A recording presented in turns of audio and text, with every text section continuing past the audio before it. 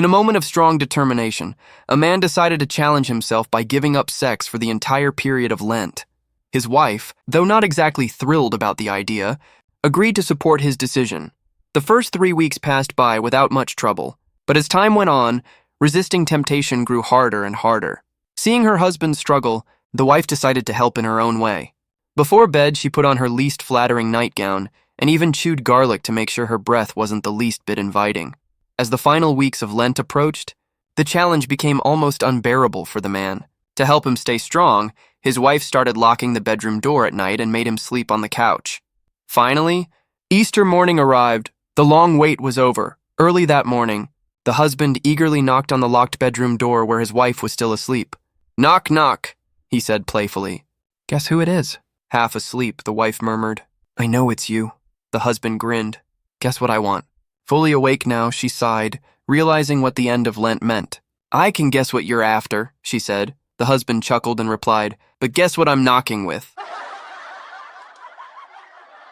A married couple decided they wanted to learn how to play golf.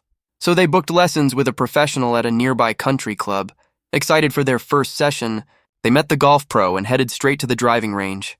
The husband went first. He took a swing and managed to hit the ball about 100 yards.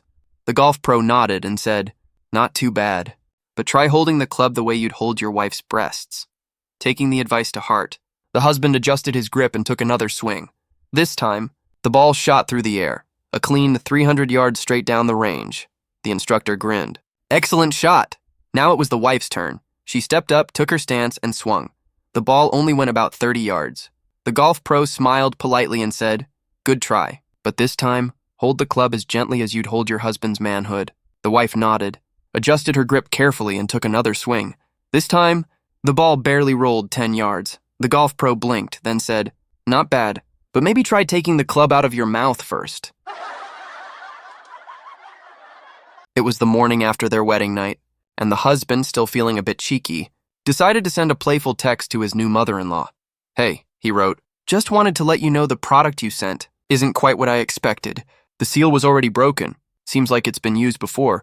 I'm thinking about returning it and asking for an exchange." Within moments, his sharp-witted mother-in-law replied, "Dear Bob, there's no return or exchange policy on this product. It comes as is. However, you might try using a little alum to improve its performance.